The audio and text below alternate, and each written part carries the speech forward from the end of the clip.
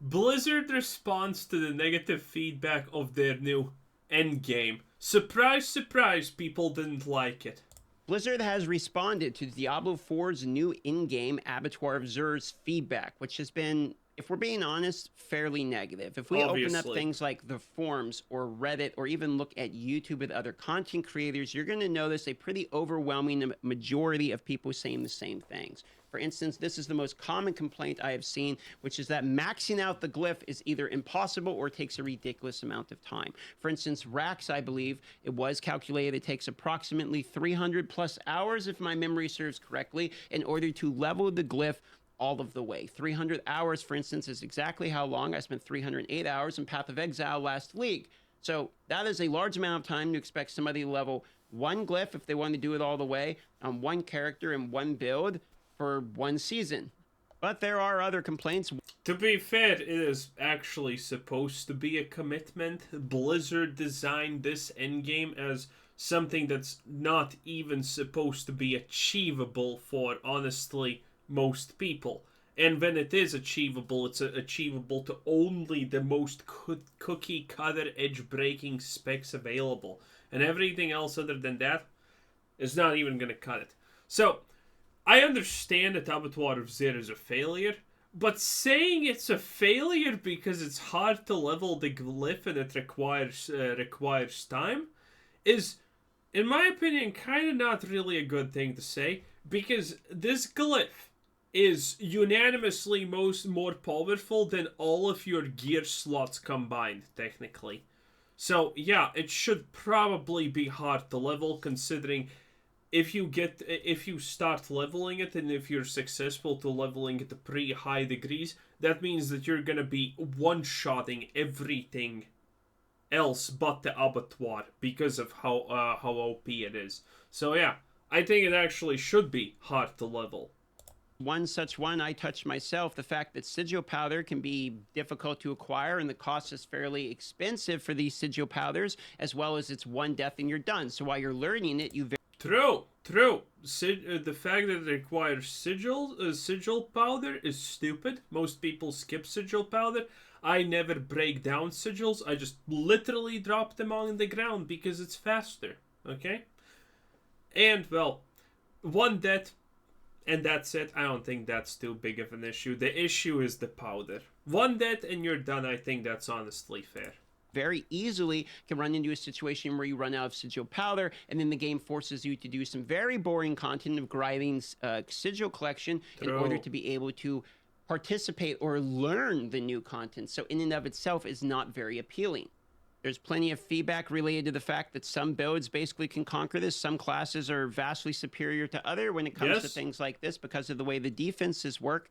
And then you can also find some very fair and balanced. Okay, again, I'm not defending Diablo 4, far from it in fact in this case, but this critique of Abattoir of Zir is just stupid, because they literally told all of this beforehand. They made it very clear that this is how it's gonna work. And now that it's here, people are, wait a minute, I don't actually like how this works. I know you told me exactly how it's gonna work and why it's gonna work and what it is meant to be, but I actually didn't expect you to do what you said you're gonna do. Man, it feels really bad to technically be defending Blizzard on this action, but it is what it is. It's true. Why didn't you complain about it previously? Balanced feedback of people that are able to state both the pros and the cons. I myself very much agree with this post, which is that the difficulty doesn't really feel like the problem. That's actually a pro. It's more so the one-shots from the Bloodseekers, and he mentions the tier 15 plus, but I'll be honest, you can experience this even at the lower tiers of being. Abattoir of Zir is essentially what happens when you go for World Tier 3. There's the cannibals that have that stupid one-shot mechanic. And I by the way, I don't know if it's supposed to be a one-shot mechanic, but every time I have Ven to do it, 8 levels-ish, below level 70, I go in there, and those cannibals just one-shot me. It's just dumb. And the thing is, again, Blizzard is an incompetent company that pretty much breaks everything that they touch. And so Blizzard probably thought that they're doing a really good job doing the choreography for the cannibal attack that one-shots you. You know, that's literally a cone that's half your screen, by the way. They probably thought that they're doing a really good job at it, because the reality is, that animation is super long. It's like 5 seconds or something. They start doing this, and, you know, that's it. That's when the attack starts. That is the animation. But the reality is, no one knows that that is the animation for the one shot. And the reality is, people only understand it's an attack when they do the sweep. And the sweep is like 0.5 seconds and you're done.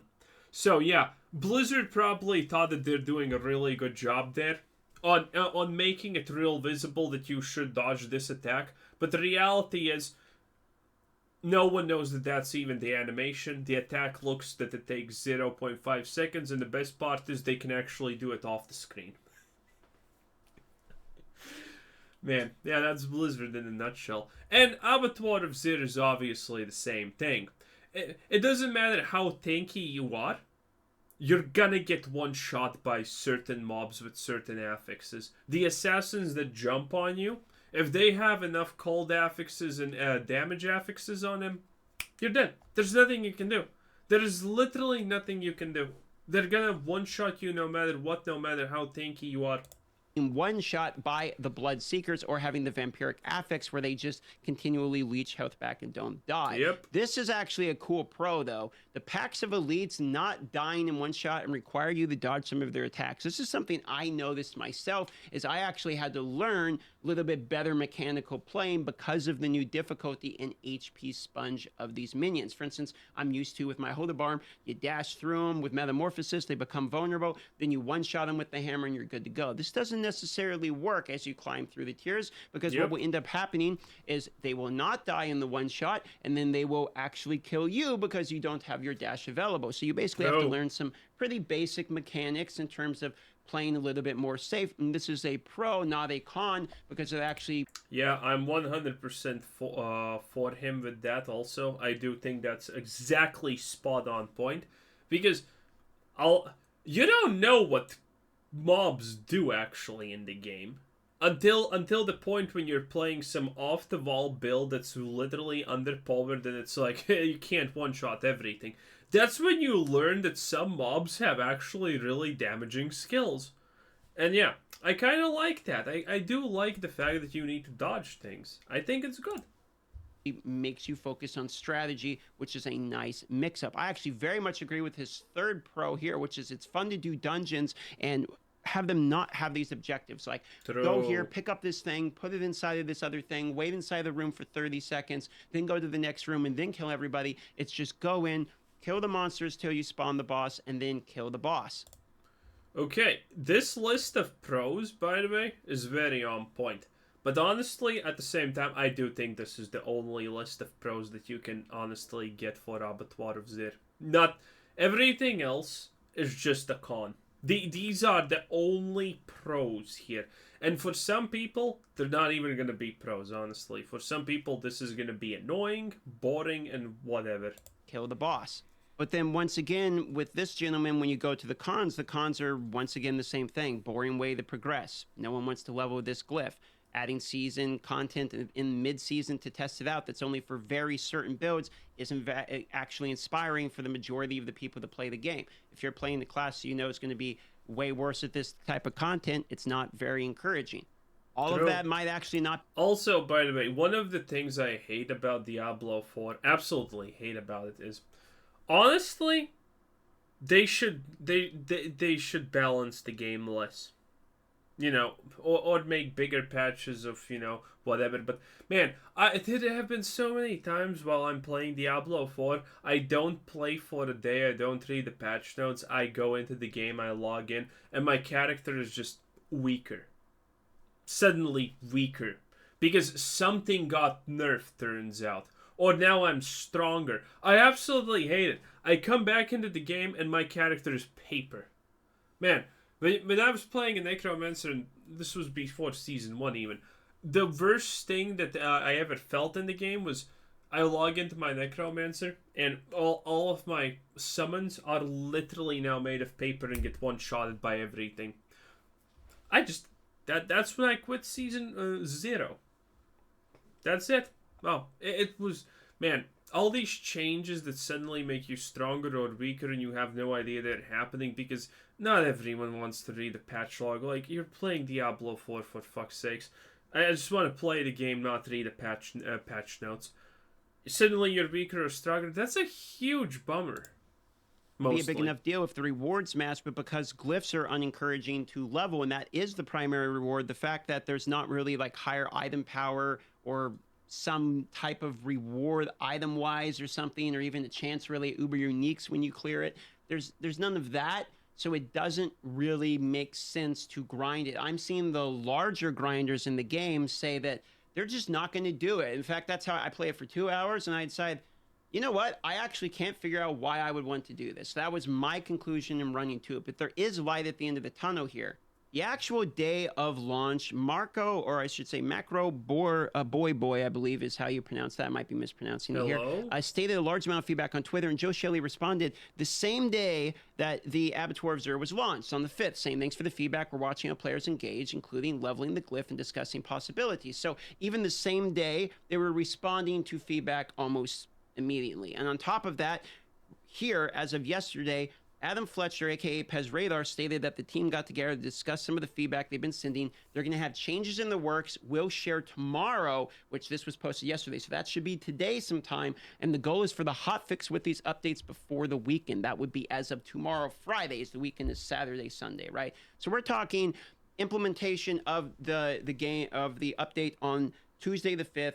And then by the 8th, just a few days later, they should have a hotfix with some of the changes that are being requested in it. This is pretty fast feedback, acceptance, and then change depending upon what the hotfix is going to be. I'm not going to put the cart before the horse here, but I like the cadence, because that is one thing I mentioned in the previous video, was the cadence of feedback into change needs to be rushed along a little bit in order not to lose player base. So I would like to, my feedback, when it's negative, I also want to praise it when it's good about something. Don't praise your stupid games when it's good.